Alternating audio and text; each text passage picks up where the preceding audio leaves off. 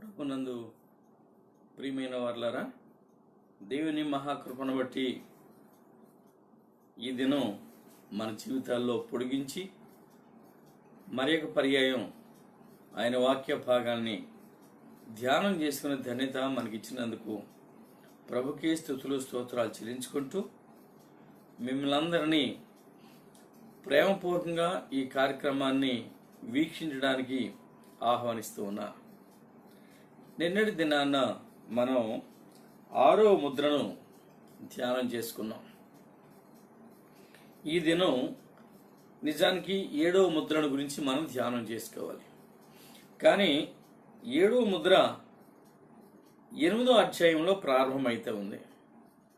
నిన్న 6వ ముద్ర 6వ అధ్యాయం ఆఖరు వచనాలతో ముగిసిపోయింది. ఇప్పుడు 6వ ముద్రకి 7వ ముద్రకి మధ్యలో 7వ అధ్యాయం ఉంది. ఈ 7వ అధ్యాయంలో ఒక అద్భుతమైన సంఘటన చోటు చేసుకుంది. ఈ దినం ఆ సంఘటన గురించి ధ్యానం చేసుకుందాం. అందరూ తలలు వంచినట్లయితే ప్రార్థన చేసుకొని ధ్యానం చేసుకుందాం. ప్రేమగల ప్రభువా, కృపగల మా పరలోకపు తండ్రి, మరొకసారి నీ పరిశుద్ధ పాదములకు స్తుతులు స్తోత్రాలు చెల్లిస్తా ఉన్నాను. మా జీవితంలో మీరు పొడిగించిన ఈ నూతన దినాన్ని బట్టి మీకు వందనాలు. దినమంతటిలో ఇంతవరకు మీ సన్నిధి మాకు తోడుగా ఉంచి నీ వాక్య భాగాలు ధ్యానం చేసుకోవడానికి మమ్మల్ని ఆయత్తపరిచి ఈ సమయాన్ని మాకు ఇచ్చినందుకు మీకు స్తోత్రాలు చెల్లిస్తా ఉన్నాను. ప్రభా, ఈ దినం మా ధ్యానాంశంలో మీ సన్నిధి ఉంచమని, మాతో మాట్లాడమని, నీ సహవాసంలో మమ్మల్ని ఉంచమని ప్రార్థిస్తున్నాను. మీరే మీ చిత్తానుసారంగా ఈ 7వ అధ్యాయంలో దాగి ఉన్న ఆత్మీయ మర్మాలు మాకు వివరించమని, మీ ఆత్మ చేత మమ్మల్ని అందరినీ ఆవరింపచేయమని, మీరు బోధించే ప్రతి ఆధ్యాత్మిక బోధను అంశాన్ని ఎరిగి తద్వారా మా జీవితాలు దిద్దుకోవడానికి మీ కృప దయచేయమని, మీ సన్నిధి మాతో ఉంచి ఈ ధ్యానాంశమును ప్రభావ కొనసాగించి మహిమ ఘనత ప్రభావాలు మీరే పొందుకోమని త్వరలో మా కొరకు తిరిగి రాబోతున్న యేసుక్రీస్తు నామములో ప్రార్థించి వేడుకుంటున్నాము తండ్రి, ఆమేన్. పిల్లరా, మరి నిన్నటి దినాన్న మనం 6వ ముద్ర విప్పినప్పుడు జరిగినటువంటి సంభవాలు, అందులో మనల్ని మనం ప్రత్యేకించుకొని శుద్ధీకరించుకొని ప్రభు యొక్క రాకడ కొరకు ఏ రీతిగా మనల్ని మనం సిద్ధం చేసుకోవాలో అని అనేక విషయాలు ధ్యానం చేసుకుని 6వ అధ్యాయాన్ని మనం ముగించుకున్నాం. 7వ ముద్ర 8వ అధ్యాయంలో ప్రారంభం అవుతుంది.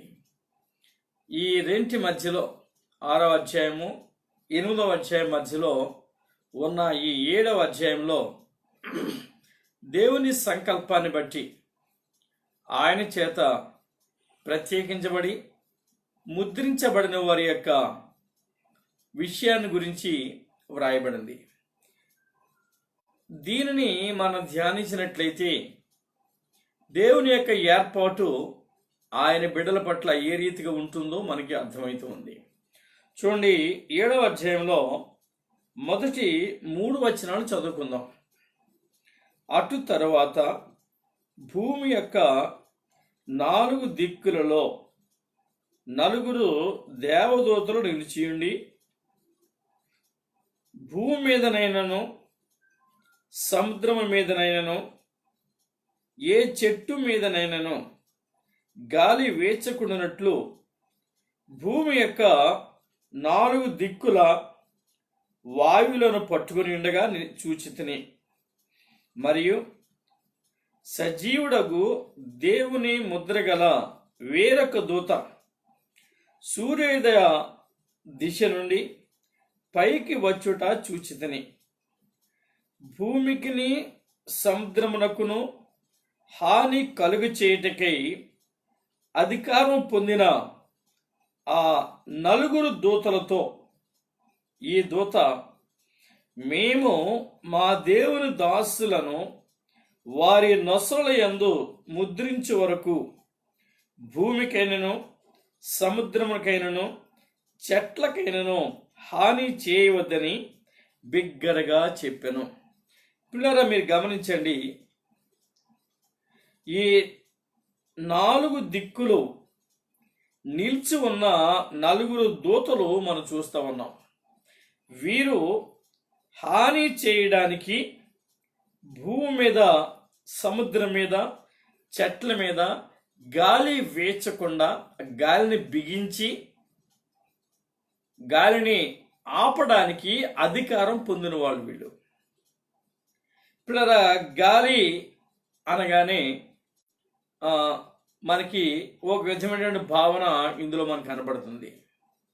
సాధారణంగా పల్లె ప్రాంతాలలో ఎవరినైనా దెయ్యం పట్టి బాధిస్తున్నప్పుడు, వేధిస్తున్నప్పుడు వాడికి గాలి పట్టింది అంటారు.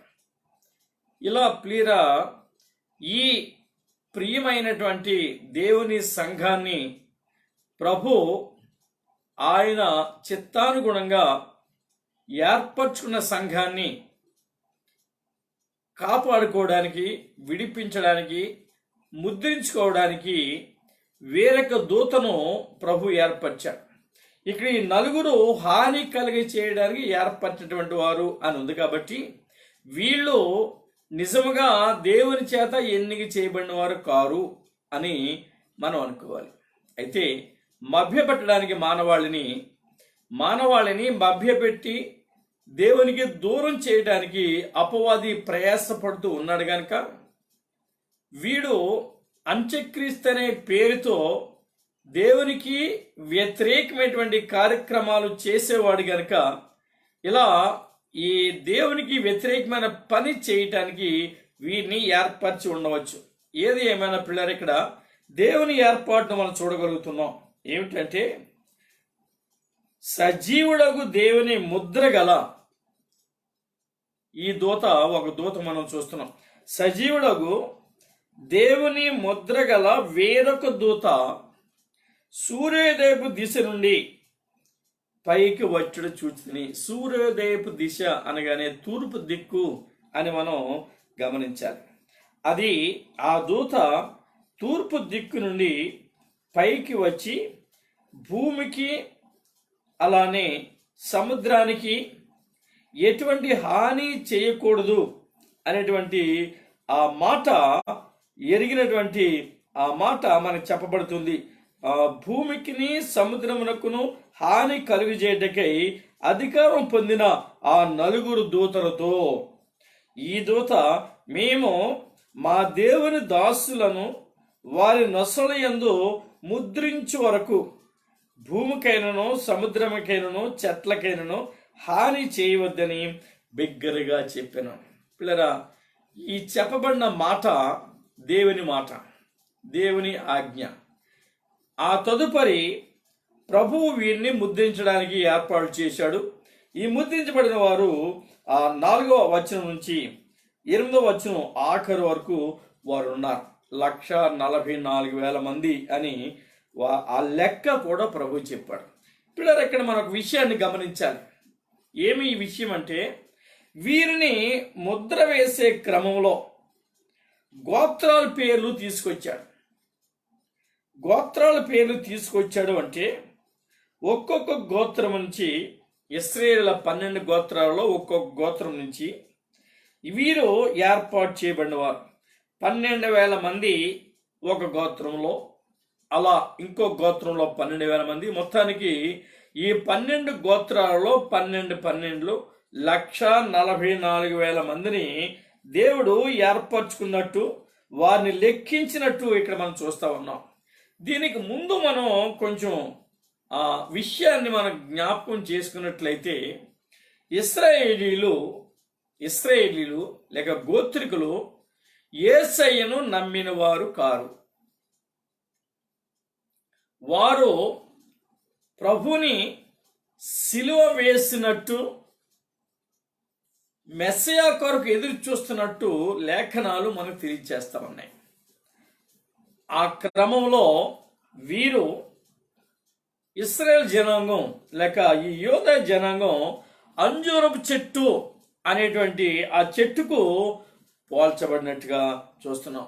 వీరిని దేవుడు దేవుని జనాంగమని, అలానే వీరు ప్రత్యేకించబడిన వారు అని వీరికి ఒక పేరు పెట్టడం కూడా మనం చూస్తున్నాం. అయితే పిల్లరా, ఇక్కడ యేసుక్రీస్తును రక్షకునిగా అంగీకరించక వీళ్ళు చేసిన పని, యేసుక్రీస్తును రక్షకునిగా అంగీకరించక ఆయనను సిలువ వేసినట్టుగా మనం చూస్తున్నాం. ఆ సిలువ వేస్తున్నటువంటి సమయంలో నిరపరాధ రక్తము మా మీద చిందించండి, ఏం పర్వాలేదు, ఈ రక్తము మా మీదను మా పిల్లల మీదను ఉండునుగాక అని ఆ ఇశ్రాయేలు జనాంగం చెప్పటం మనం చూస్తా ఉన్నాం. యేసును సిలువేము సిలువేము అనే దాని మీద దృష్టి ఉంచి వారు కేకలు వేశారు, కానీ ఆ సిలువేయమని ఏ ప్రభువుని గురించి వీళ్ళు మాట్లాడుతున్నారో ఆయనే నిజమైన మెస్సయ్య అని వాళ్ళు గుర్తించలేదు, వారు గమనించడం లేదు. తద్వారా వారు నిరపరాధి రక్తమును చిందించినట్టుగా మన వాక్యంలో గమనిస్తా ఉన్నాం. ఈ నిరపరాధి రక్తము వాళ్ళన్నారు మా మీద, వాళ్ళ ఒక్కరితో ఆపుకుంటే పోయి ఉండేది, మా మీదను మా పిల్లల మీదను ఉండునుగాక అని వీళ్ళు కోరుకున్నారు. పిల్లరా చూడండి, మత్తయి సువార్త 27వ అధ్యాయంలో 24, 25 వచనాలు చూస్తే ఇక్కడ మనం ఒక మాటను స్పష్టంగా చూడగలుగుతూ ఉన్నాం. మత్తయి సువార్త 27వ అధ్యాయము 24, 25 వచనాలు. పిలాతు అల్లరి ఎక్కువగుచున్నదే గాని తన వలన ప్రయోజనమేమీ లేదని గ్రహించి నీళ్లు తీసుకొని జనసమూహం ఎదుట చేతులు కడుగుకొని ఈ నీతిమంతుడి రక్తమును గూర్చి నేను నిరపరాధిని, మీరే చూసుకునుడి అని చెప్పాను. అందుకు ప్రజలందరూ వాని రక్తము మా మీదను మా పిల్లల మీదను ఉండునుగాక అన్నారు వీళ్ళు. పిల్లరా, ఇలా ఈ నీతిమంతుడి రక్తాన్ని వీళ్ళు కోరుకున్నారు. ఆ రక్తాన్ని చిందించడానికి వాళ్ళు ఇష్టపడ్డారు. కాబట్టి వీరు నీతిమంతుడు రక్తాన్ని చిందించేటటువంటి ఆలోచన కలిగిన వారుగా ఇక్కడ ముద్రించబడ్డారు. అందుకని పిల్లరా, దేవుని బిడ్డలైన వారిని వీరు ఎంతగా వేధించి, ముఖ్యంగా ప్రభువును ఎంతగా వేధించి ఆయనను అవమానపరిచి సిలువకు అప్పగించారో అనే విషయం మనకు అర్థమవుతూనే ఉంది. వీళ్ళు కోరుకున్నటువంటి కోరిక ప్రకారంగా ఆయనను సిలువ వేసినట్లుగా మనం చూస్తున్నాం. ఆయనను సిలువ మరణానికి అప్పగించారు. ఇంకొక విషయాన్ని మీరు గమనిస్తే మత్తయి సువార్త 23వ అధ్యాయము 35వ వచనంలో నీతిమంతులు అనే మాట అక్కడ వాడారు కదా, ఈ నీతిమంతుల రక్తము మా పిల్లల మీద ఉండునుగాక అన్నారు. ఇలాంటి నీతిమంతుల రక్తాన్ని వీళ్ళు ఇంతకు ముందు కూడా చిందించినట్టు, దానికి వీళ్ళే కారకులైనట్టు కూడా బైబిల్ గ్రంథంలో వ్రాయబడి ఉంది. మత్తయి సువార్త 23వ అధ్యాయంలో 35, 36 వచనాలు చూస్తే మనకి ఈ మాట అర్థమైతే ఉంది. నీతిమంతుడైన హేబేలు రక్తము మొదలు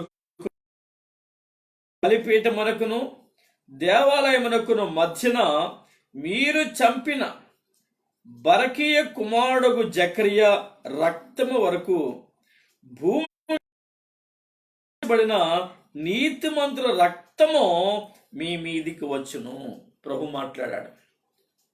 ఎప్పుడైతే ఈ మాటను వాళ్ళు కోరుకున్నారో ఇక్కడ దేవుని యొక్క ఉగ్రత వారి మీదకి దిగి రావటం అనేది మనం చూస్తున్నాం. అంతేకాదు ఇవన్నీ ఈ తరము వారి మీదికి వచ్చునని మీతో నిశ్చయముగా చెప్పుచున్నాను. ఇవన్నీ ఈ తరము వారి మీదికి వస్తాయి అని ప్రభు అన్నాడు. పిల్లరా, ఈ దీనికి సంబంధించి ఇంకొక మాట రెండవ దినవృత్తాంతముల గ్రంథం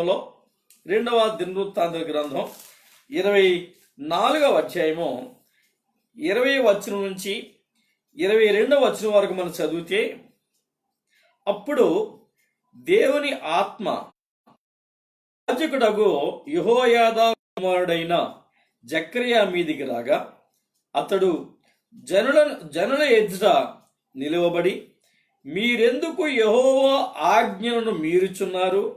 మీరు వర్ధిల్లరు. మీరు యెహోవాను విసర్జించితిరి గనుక ఆయన మిమ్మను విసర్జించి ఉన్నాడని దేవుడు సెలవిచ్చుచున్నాడు అనను. అందుకు అతని మీద కుట్ర చేసి రాజు మాటను బట్టి యెహోవా మందిరపు ఆవరణం లోపల రాళ్లు రువ్వి అతని చావగొట్టిరి. ఆ ప్రకారము రాజైన యోవాషు జకర్యా తండ్రి అయిన యెహోయాదా తనకు చేసిన ఉపకారమును మరిచిన వాడై అతని కుమారుని చంపించెను. అతడు చనిపోయినప్పుడు యెహోవా దీని దృష్టించి దీనిని విచారణలోనికి తెచ్చు అనను.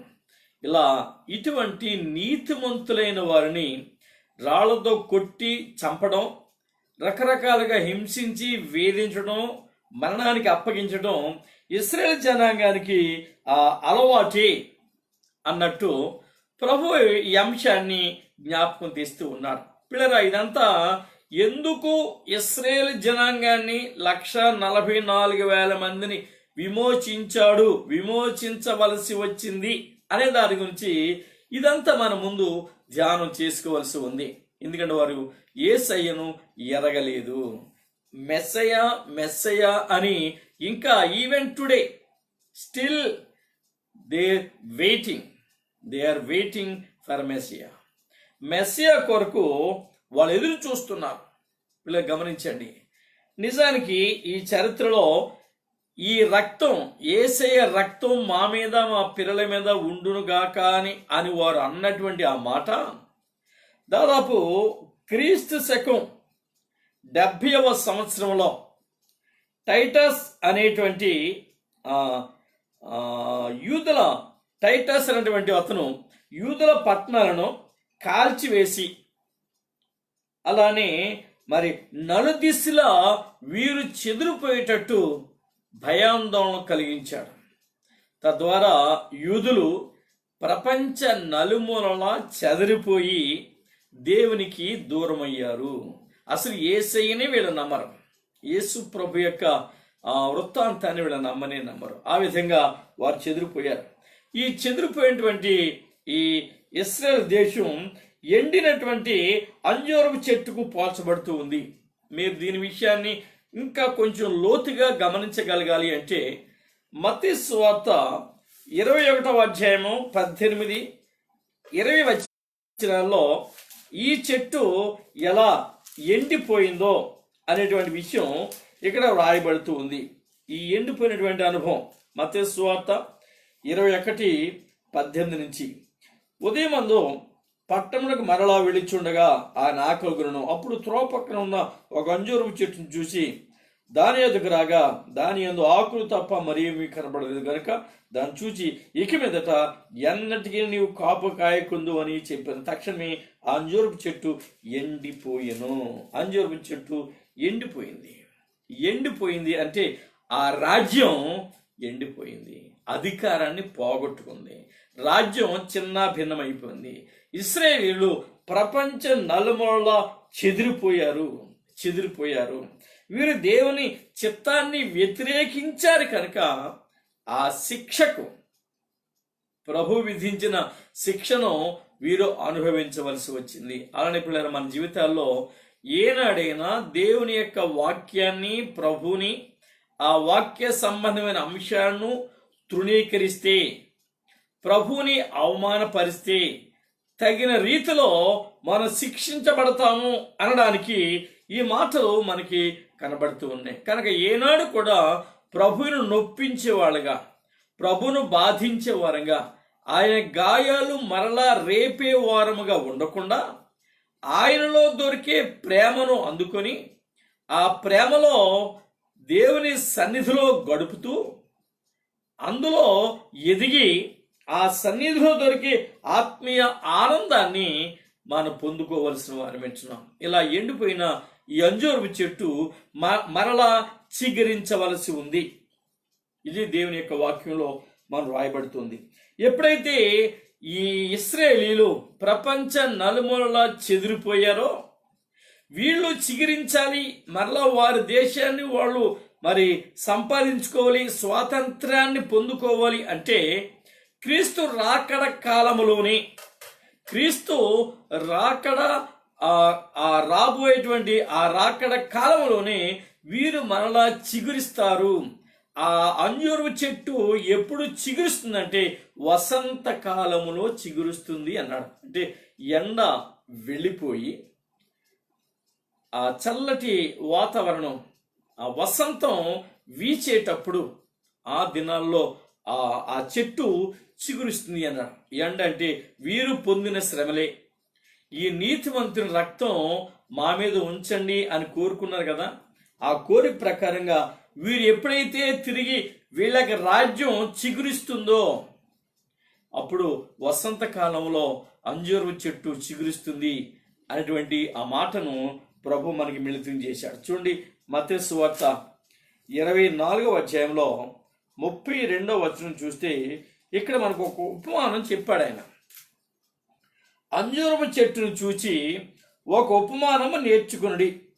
అంజూరపు కొమ్మ లేతదై చిగురించినప్పుడు వసంతకాలము ఇంకా సమీపముగా ఉన్నదని మీకు తెలియను. ఆ వసంతకాలం సమీపంగా ఉంది, రాకడ సమీపంగా ఉంది, సమయం సమీపంగా ఉంది అనేటువంటి గుర్తులో అంజూరపు చెట్టు చిగురించినప్పుడు మీరు తెలుసుకుంటారన్నాడు. ఏంటి ఈ చిగురింపు అంటే, ఇశ్రాయేలు దేశం మరలా ఎప్పుడైతే స్వతంత్రాన్ని సంపాదించుకుంటుందో అది మరలా ఒక స్వతంత్ర ప్రతిపత్తి గల దేశంగా ప్రత్యేకించబడి ఏర్పరచబడుతుందో ఆ కాలం రాకడ కాలానికి పోల్చారు. లేక ఆ రాకడ కాలంలోనే ఇది చిగురుస్తుంది అంటే మరలా రాజ్యం స్థాపించబడుతుంది అన్నట్టు. అలానే పిల్లరా, మరి 1980 సంవత్సరంలో, ఈ 1948 సంవత్సరంలో మే నెల 15వ తారీఖున ఇశ్రాయేలీలు వారి యొక్క రాజ్య స్థాపన చేసుకున్నట్టుగా మనకు అర్థమవుతుంది. ఏది ఏమైనా ఎండిపోయినటువంటి ఆ రాజ్యం చిగురించడం దేవుని యొక్క ఉద్దేశం. అది మనలా రాజ్య స్థాపన చేపట్టడం దేవుని ఉద్దేశం. దీని గురించి లూకాసు సువార్తలో ఒక ప్రవచనాన్ని చూద్దాం. ఈ చిగురించుట అనే దాని గురించి లూకాసు సువార్తలో ఒక ప్రవచనం 21వ అధ్యాయము 9వ వచనం. మీరు యుద్ధములను గూర్చి కలహములను గూర్చి వినున్నప్పుడు జడియకుడి, ఇవి మొదట జరగవలసినవి కానీ అంతము వెంటనే రాదు. ఇది ఈ యుద్ధానంతరం ఇశ్రాయేలు వారి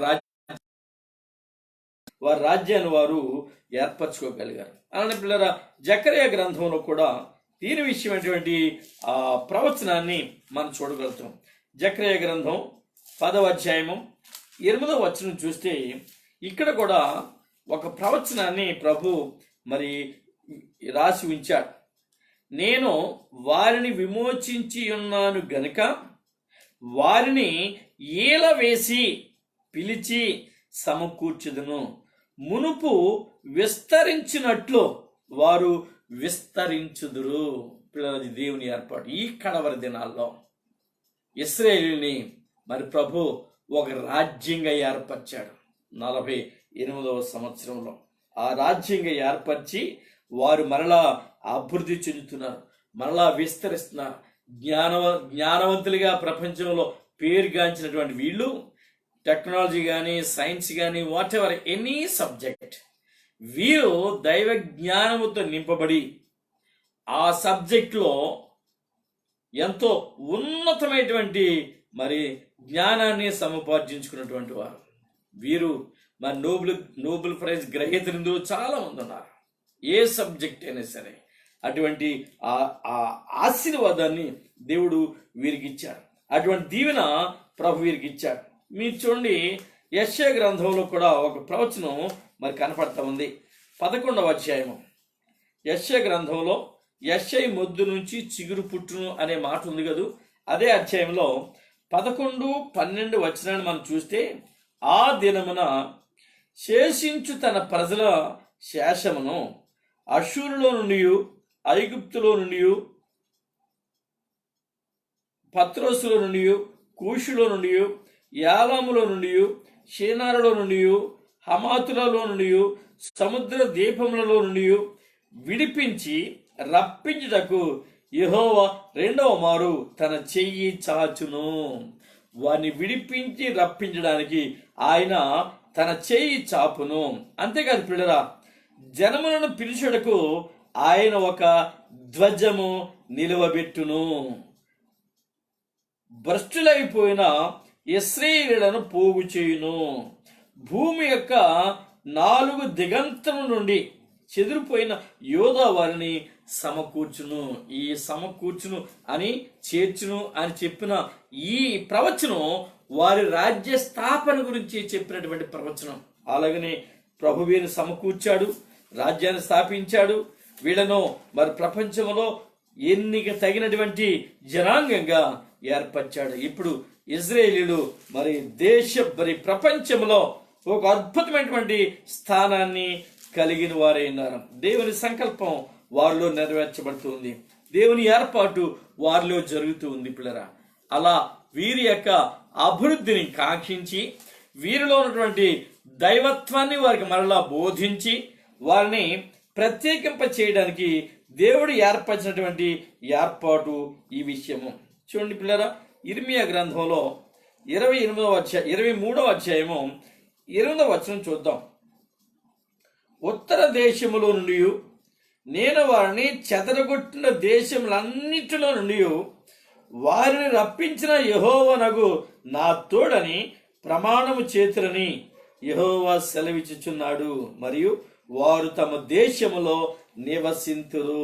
వారు తమ దేశములో నివసింతురు. ఇలా నా ప్రభు వీరిని ప్రత్యేకించుకుని ఏర్పరచుకున్నట్టు దైవ సంకల్పాన్ని వీరి పట్ల జరిగిస్తున్నట్టు వాక్యంలో మనం గమనిస్తూ ఉన్నాం. అంతేకాదు మరి ఇర్మియా గ్రంథం 12వ అధ్యాయము 15, 16 వచనాలు చూస్తే, వారిని పెళ్లగించిన తరువాత నేను మరలా వారి ఎడల జాలిపడుదును.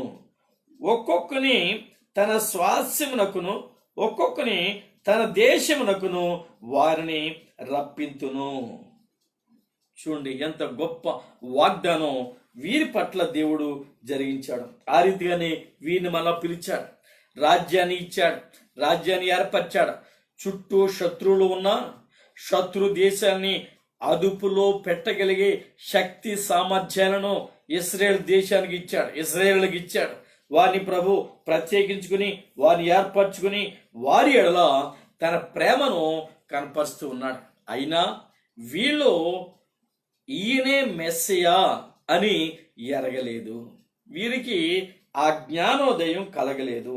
వీరు పిల్లలు గమనించండి, ఇంకా మెస్సియా వస్తాడు అని వీరు ఎదురు చూస్తూనే ఉన్నారు. ఇంకా యేసయ్య వస్తాడు అనేటువంటి ఎదురు చూపులు వీళ్ళు కలిగి ఉన్నారు. నిజానికి దేవుని కార్యాలు ఎంత శ్రేష్టమైనవో ఉన్నతమైనవో వారి గమనించవలసి ఉంది. దేవుని పట్ల వారి ప్రేమను కనపరచవలసి ఉంది. దేవుని ఏర్పాటును వారు ఎరగవలసి ఉంది. నిజానికి అద్భుతమైనటువంటి ఈ ప్రత్యక్షత వారికి ఇంకా కలగవలసి ఉంది.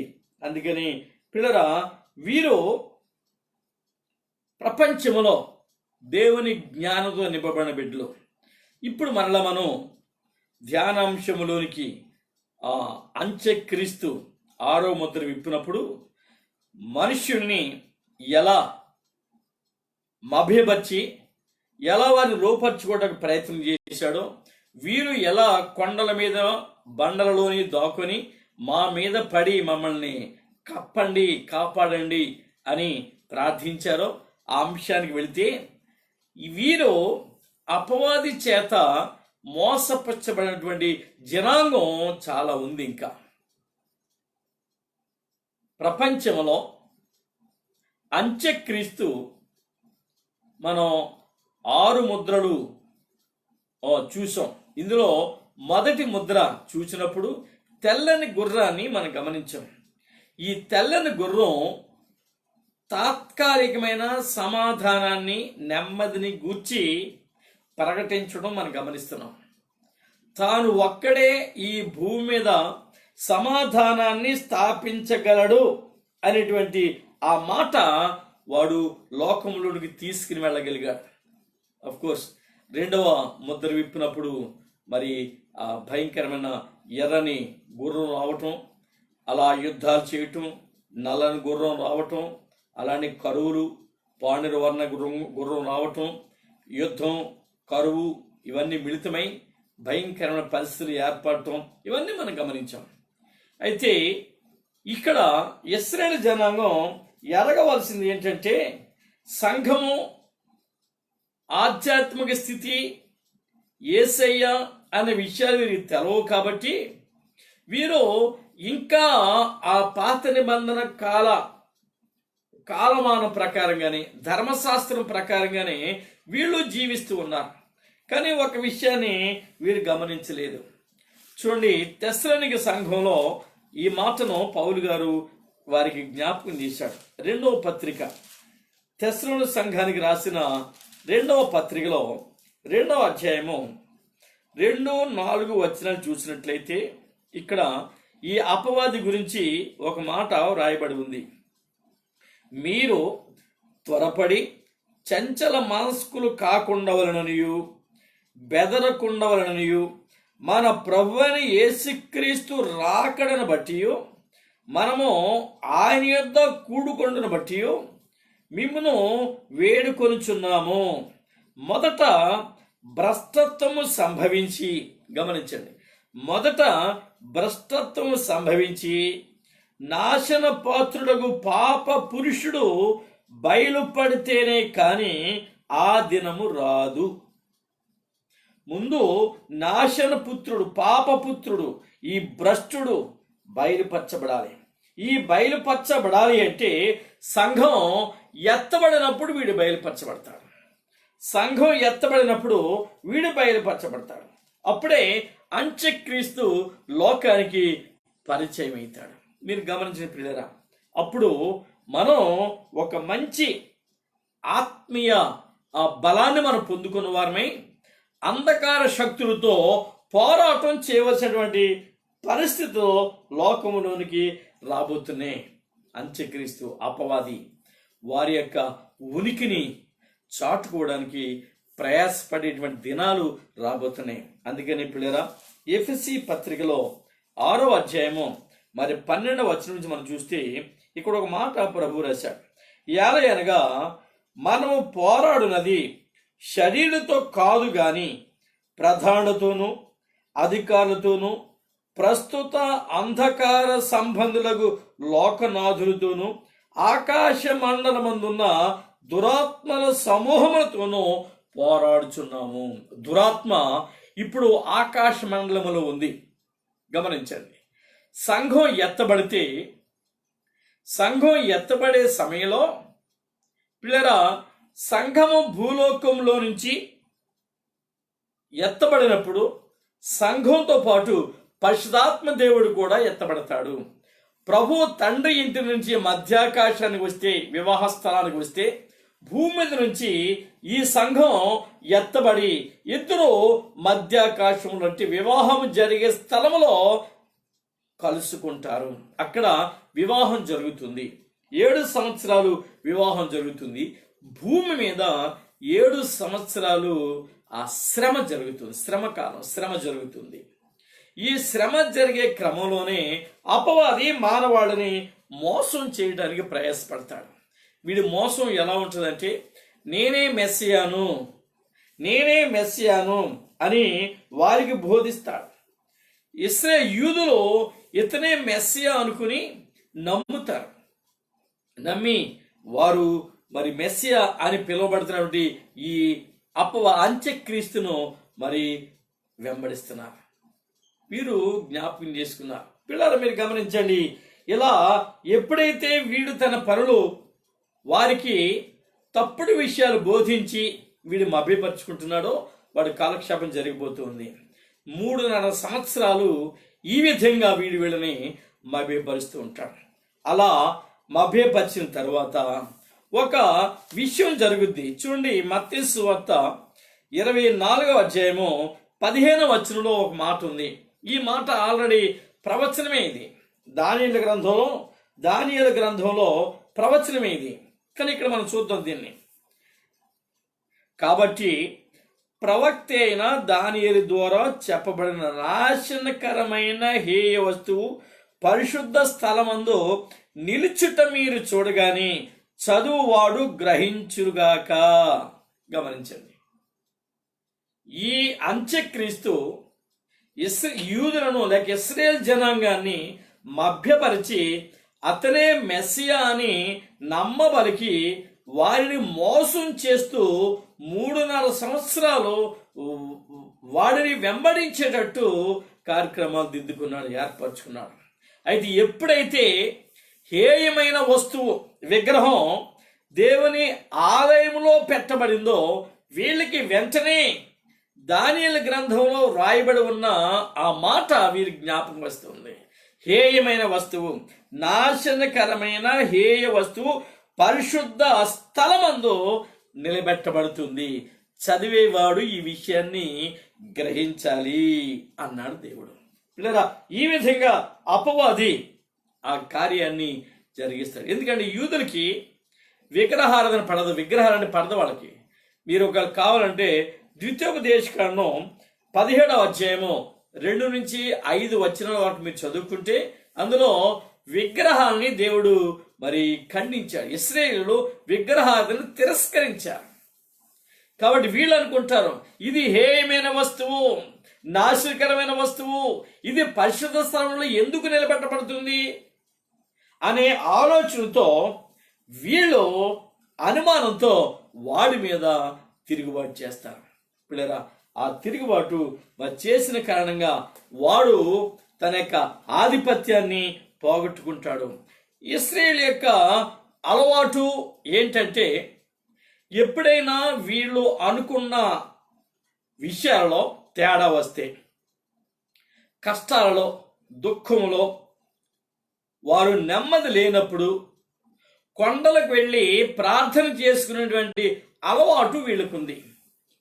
చూడండి, యేసయ్య కూడా పస్కా పండుగ ఆచరించిన సమయంలో మత్తయి సువార్త 26వ అధ్యాయం 26వ వచనంలో ఈ పస్కా పండుగను బల్ల క్రమాన్ని వివరించినప్పుడు వీళ్ళు పస్కా విందు ఆరగించిన తరువాత ఒలీవ కొండకు వెళ్ళెను అనే మాట రాయబడింది. కీర్తన పాడి ఒలీవ కొండకు వెళ్ళారని మాట రాయబడింది. అంటే అక్కడ ఎందుకంటే ప్రార్థన చేయటానికి. ఇశ్రాయేలుకు వాడుక ఏంటంటే ఆ కొండలకు వెళ్ళి ప్రార్థన చేసుకోవటం.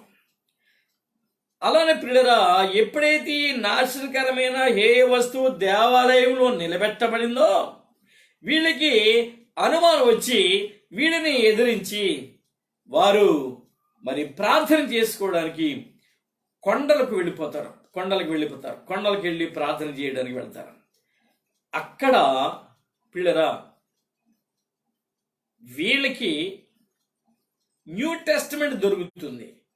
ఇప్పటికే ఈ ప్రవచనం నెరవేర్చడం కోసం ఎన్నో ఇంటర్నేషనల్ ఆర్గనైజేషన్స్ న్యూ టెస్టమెంట్ని అనేక లక్షలు ప్రింట్ చేసి ఆయా ప్రాంతాల్లో మరి వీళ్ళు దాచిపెట్టినట్టు వార్తలు వస్తూ ఉన్నాయి. నేను అక్కడ చదివాను. పిల్లల విషయాన్ని మనం గమనిద్దాం. వీళ్ళు ఎప్పుడైతే వేదన, ఆందోళన, ఆ కన్నీరు, ఏడ్పుతో మరి ఆ కొండలలోనికి వెళ్తారో అక్కడ వీళ్ళకి ఆ న్యూ టెస్టిమెంట్ గ్రంథం దొరుకుతుంది. అది తీయగానే మొదటి పేజీలో ఏమున్నదంటే, చూడండి పిల్లరా, మొదటి పేజీ తీయగానే వాళ్ళకి కనపడేది ఏంటంటే, అబ్రహాము కుమారుడగు దావీదు కుమారుడైన యేసుక్రీస్తు వంశావళి. ఈ మొదటి పేజీలో వాళ్ళకి కావలసిన వర్తమానం దొరికింది. ఇది యేసుక్రీస్తు వంశావళి. యేసుక్రీస్తు మెస్సియా వచ్చేశాడు. ఈ మెస్సియా అబ్రహాము కుమారుడు, దేవుని కుమారుడు అయినటువంటి యేసుక్రీస్తే ఈ మెస్సియా అని వాళ్ళు గ్రహిస్తారు. గ్రహించి అప్పుడు పిల్లరా వారు ప్రార్థన చేస్తారు. అప్పుడు వాళ్ళు ఏడుస్తారు, కన్నీరు కారుస్తారు. అయ్యో, ఈ రక్షకుణ్ణి మేము ద్వేషించాం, అవమానించాం, కొట్టాం, వేధించాం, బాధించాం, సిలువకు అప్పగించాం, ఆయన రక్తాన్ని చిందించాం అని వీళ్ళు ఏడుస్తారు. పిల్లలు కన్నీటితో ఏడ్చి ఏడ్చి ఏడ్చి ప్రార్థన చేస్తారు. ప్రార్థన చేసి అప్పుడు వీళ్ళు ప్రభువుని నమ్ముకుంటారు. మీరు గమనించండి, ఇక్కడ ప్రభువుని వాళ్ళు అప్పుడు మరి నమ్ముకుంటారు. నమ్ముకుని చదువువాడు గ్రహించగా కానిటువంటి మాట అద్భుతంగా వారి హృదయాల్లోనికి మరి వెళుతుంది. వారు ప్రభువుని ఎరుగుతారు, గుర్తిస్తారు. ఎంతో వేదన, ఎంతో బాధతో వాళ్ళు మారు మనసు అనుభవం పొందుతారు, ప్రభువుని నమ్ముతారు. ఆ సంభవం మీరు గమనించండి. యెషయా 66వ అధ్యాయం ఒక్కసారిగా మనం చదవగలిగితే ఇందులో ఈ సంభవాన్ని గురించి ప్రవచనం మనకు కనిపిస్తుంది. 66వ అధ్యాయము 7, 8, 9 వచనాల్లో ఈ సంభవాన్ని గురించి వ్రాయబడి ఉంది. ప్రసవ వేదన పడక మునుపు ఆమె పిల్లలను కనినది. నొప్పులు తగులక మునుపు మగపిల్లను కనినది. అట్టి వార్త ఎవరు వినియుంటిరి? అట్టి సంగతి ఎవరు చూచిరి? ఒక జనమును కనుటకు ఒకనాటి ప్రసవ వేదన చాలునా? ఒక్క నిమిషంలో ఒక జనము జన్మించునా? సియోనునకు ప్రసవ వేదన కలుగగానే ఆమె బిడ్డలను కనెను. నేను ప్రసవ వేదన కలుగజేసి కనిపింపక మారెదనా అని యెహోవా అడుగుచున్నాడు. పుట్టించువాడన నేను గర్భమును మూసేదనా అని నీ దేవుడు అడుగుచున్నాడు. చూడండి పిల్లరా, ఒక జనమును కనడానికి ఒక నిమిషం సరిపోతుందా అని అడిగాడు. ఇశ్రాయేలు జనాంగం గొప్ప సమూహం 1,44,000 మంది ఒక్క నిమిషంలో మారు మనసు పొందారు. ప్రసవ వేదన పడకనే ఎంత అద్భుతమైన ప్రవచనము చూశారు మీరు. మరి సియోనుకు ప్రసవ వేదన కలుగగా నేను ఆమె బిడ్డలను కనెను. నేను ప్రసవ వేదన కలుగజేసి కనిపింపక మానేదనా. ఒక్క నిమిషంలో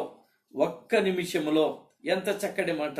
ఒక జననాన్ని కనడానికి, ఒక సమూహాన్ని కనడానికి ఒక ప్రసవ వేదన సరిపోదు. అయినా అద్భుతకరుడు, ఆశ్చర్యకరుడు, ఈ కార్యాన్ని జరిగించేవాడు ఆయనే.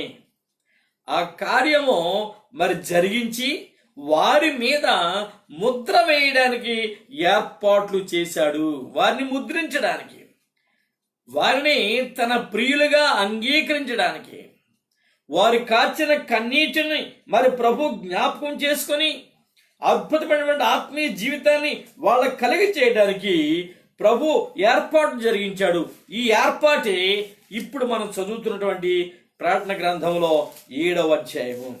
ఈ 7వ అధ్యాయంలో ఈ ఏర్పాట్లు ప్రభు జరిగించి మరి చూడండి, ఇక్కడ 3వ వచనం, ఈ దూత మేము మా దేవుని దాసులను, వీళ్ళు ఒక్క దినములోనే ఒక సమూహాన్ని ప్రభు రక్షణలో నడిపించగలిగాడు. ఒక సమూహాన్ని దేవుని సన్నిధికి నడిపించగలిగాడు ఒక్క దినములోనే. ప్రియరా, మేము మా దేవుని దాసులను వారి నొసల యందు ముద్రించు వరకు భూమికైనను సముద్రమునికైనను చెట్లకైనను హాని చేయవద్దని బిగ్గరగా చెప్పెను. ఆ ముద్రించిన వారి లెక్క 40,44,000 మంది.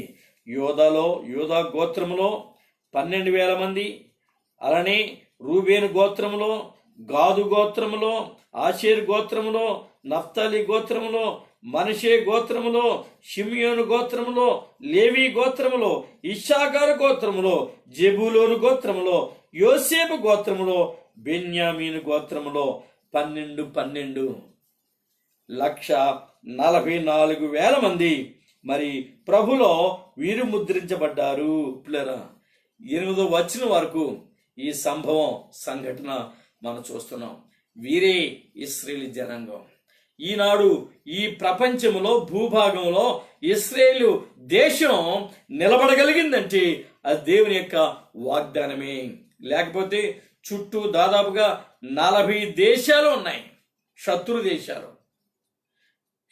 దేశాలు ఏ రోజు ఏ దుశ్చర్యగా దిగుతాయో, ఏ మరి దుస్సహకారం చేసి ఏ రోజు ఆ మరి చేసి మరి వాటి మీద తిరుగుబాటు చేస్తారో నాకు తెలియదు. వాళ్ళ చుట్టూ ప్రభు ఉన్నాడు, ప్రభు దూతలు ఉన్నాయి, దేవుని కాపుదల ఉంది.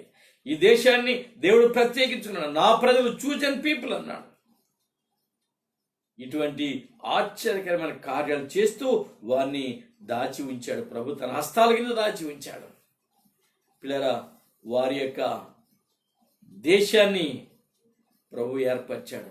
దానికి రాజధాని మరి గత సంవత్సరం అనుకుంటాను ట్రంప్ డిక్లేర్ చేశాడు. ఇంతవరకు పాలస్తీనా దేశం మరి వేడి మీద, ఆ యొక్క యెరూషలేము మీద మరి ఎన్నో భయంకరమైనటువంటి దాడులు చేస్తూ ఉండేది. కానీ దేవుని ఏర్పాటు గమనించండి, ఎవ్వరూ ఇటువంటి వ్యతిరేక భావాన్ని బహిరంగంగా వ్యక్తపరచడం లేదు.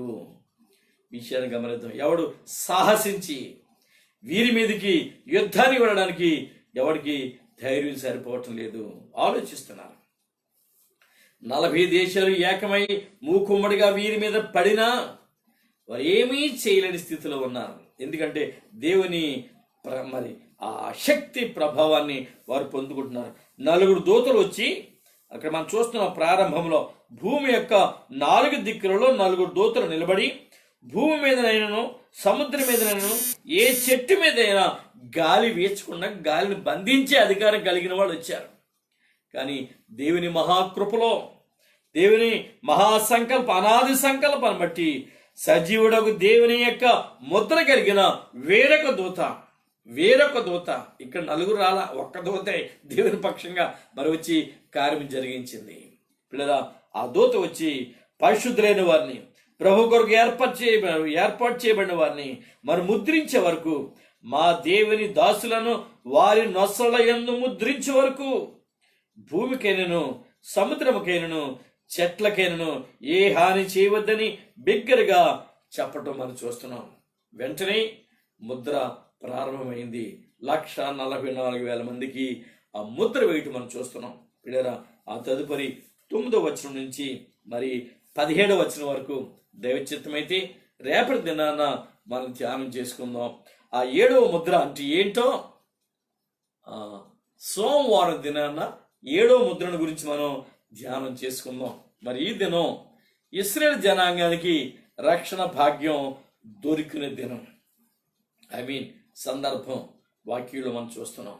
పిల్లరా, మనం కూడా ఒకవేళ దేవునికి దూరం అయ్యామేమో, దేవుని సన్నిధికి దూరం అయ్యామేమో, ఆయన మాటలను తృణీకరించామేమో, ఆయన సత్యాన్ని గ్రహించకుండా అపవాది ఉచ్చులో మనం చిక్కుకున్నామేమో, మన ఆలోచన విధానం దేవునికి వ్యతిరేకంగా ఉందేమో. ఇకనైనా మన తప్పిదాన్ని మనం గమనించి గుర్తించి ప్రభు చెంతకు వచ్చి ప్రార్థించగలిగితే, మన తప్పిదాన్ని మన పాపాన్ని మనం ఒప్పుకొని విడిచిపెట్టగలిగితే అద్భుతమైన కార్యాన్ని దేవుడు నీ జీవితంలో చేయడానికి సిద్ధంగా ఉన్నాడు. నిన్ను విడిపించడానికి, నీ మీద ఆయన ముద్ర వేయడానికి సజీవుడైన దేవుడు సిద్ధంగా ఉన్నాడు. నీలో ఆత్మకార్యాలు చేయడానికి సిద్ధంగా ఉన్నాడు. నిన్ను తన కుమారుడిగా, నిన్ను తన కుమార్తెగా స్వీకరించి ఆ సంఘములో చేర్చడానికి, అద్భుతమైన కార్యాలు నీలో జరిగించడానికి ఆయన సిద్ధంగా ఉన్నాడు, ఎదురు చూస్తున్నాడు. ఇకనైనా, ఈ దినమైనా, ఈ క్షణములోనైనా నీలో మార్పు కలిగితే దేవుడు ఎంతో ఆనందిస్తాడు. పిల్లరా, ఈ సమయాన్ని సద్వినియోగం చేసుకుంటారా? ఈ సమయాన్ని సద్వినియోగం చేసుకొని ప్రభు చెంత ప్రార్థించడానికి సిద్ధపడతారా? అయితే రండి, దేవుని సన్నిధిలో మోకరించండి, ఆయన వాక్యానికి లోపడండి, ఆయన ప్రేమను రుచి చూడండి. విడిపించే దేవుడు, నడిపించే దేవుడు, నేను పరమకు చేర్చే దేవుడు నీకు సమీపంగా ఉన్నాడు. ఆయన మీకు దొరుకు కాలంలోనే మీరు వెతకాలి. ఆయన మీకు సమీపంగా ఉండగానే మీరు ఆయన కనుగొనాలి. కాబట్టి సమయం మించిపోకుండా, ఈ సమయం నీ నుంచి తీసివేయబడకముందే ప్రభుని ఆశ్రయించి, ప్రభు ప్రేమను మరొకసారి రుచి చూచి ఆయన బిడ్డగా నీవు అర్పించబడితే నువ్వు ధన్యుడువు, ధన్యురాలు. అటువంటి ఆలోచన, తలంపు నీలో రావాలి. ప్రభు చెంతకు చేరాలి. ఒకవేళ నువ్వు ప్రభువులో ఉంటే, దైవ చిత్తానుసారంగా జీవిస్తూ ఉంటే, మరింత ఆత్మీయ లోతుల్లోనికి ఎదగడానికి ప్రభు సన్నిధిలో ప్రార్థించాలి. అలా ప్రభుని సంధించి ఆయన కృపను పొందుకోవాలి. ప్రార్థించుకుందాం. ప్రేమగల ప్రభువా, కృపగల మా పరలోకపు తండ్రి, మరొకసారి నీ పరిశుద్ధ పాదములకు స్తుతులు స్తోత్రాలు చెల్లిస్తున్నాం. మా గొప్ప దేవానికి వందనాలు. మహిమా ప్రభావం కలిగిన వాడానికి స్తోత్రాలు.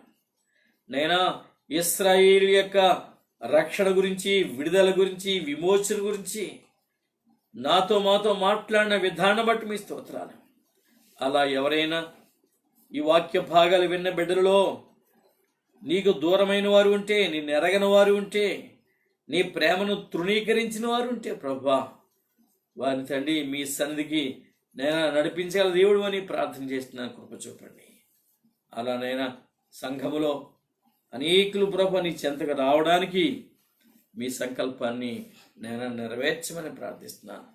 ఈ వాక్యం విన్న బిడ్డలలో ఎవరైనా ప్రభు నీకు దూరస్తులుంటే, నిన్ను ఎరగని వారు ఉంటే వారిని ఆకర్షించండి, నీ కృపతో నింపండి, వారిని దీవించండి. నీ బిడ్డలుగా అంగీకరించిన ప్రభువాని స్తోత్రాలు. వారిలో ఎవరైనా శరీర రుగ్మతులు, శరీర బలహీనతలు కలిగి ఉంటే యేసు నామములో విడుదల చేయమని ప్రార్థిస్తున్నాను. వారిలో గొప్ప నైనా అద్భుత కార్యములు జరిగించమని ప్రార్థిస్తున్నాను. అలా ప్రపంచంలో నైనా దినదినము ఈ కరోనా పాజిటివ్ కేసులు ప్రభా ఇంక్రీజ్ అయితేనే ఉన్నాయి. ప్రపంచం అంతా వణికిపోతుంది ప్రభా. ముఖ్యంగా అమెరికా లాంటి అడ్వాన్స్డ్ కంట్రీస్, డెవలప్డ్ కంట్రీస్ ప్రభా ఎంతో నైనా భయంకర స్థితిని ఎదుర్కొంటూ ఉన్నాయి. నైనా నీ కృపను చూపండి, నీ ప్రేమను వారి మధ్యలో విస్తరింపచేయండి అయ్యా. ఈ యొక్క భయంకర పరిస్థితిలో ఉన్నటువంటి ప్రతి బిడ్డను మీరు విడిపించండి. మా రాష్ట్రాలలో, మా దేశంలో నైనా ఇలా ఉన్నటువంటి బిడ్డల్ని మీరు దర్శించమని విడిపించమని ప్రార్థిస్తున్నాను. భయాందోళనలో ప్రభావ మనుషులు బ్రతుకుతూ ఉన్నారు. ఈ ఆందోళన మీరు తొలగించండి, మీ కాపుదల ఉంచండి ప్రభా. ప్రభుత్వాలు, అధికారులు ఎంతో శ్రమించినా దీన్ని అదుపు చేయలేని వారిగా ఉన్నారు. ఎన్నో రకాలుగా వ్యూహాలు పన్నినా నైనా వీడు దాన్ని నైనా బంధించలేని వారిగా ఉన్నారు. మీ కృప చూపండి. మీరే మార్గం సరళపరచండి, మీ కార్యాలు జరిగించండి ప్రభు. అనేకులు మారు మనసు పొందడానికి ఇది సరైన సమయం అని గుర్తించేటువంటి జ్ఞానం వారిలో ఉంచండి దేవానికి స్తోత్రాలు. అలా బిడ్డలందరినీ మీ కాపుదలలో ఉంచండి, నీ ప్రేమలో పెంచండి.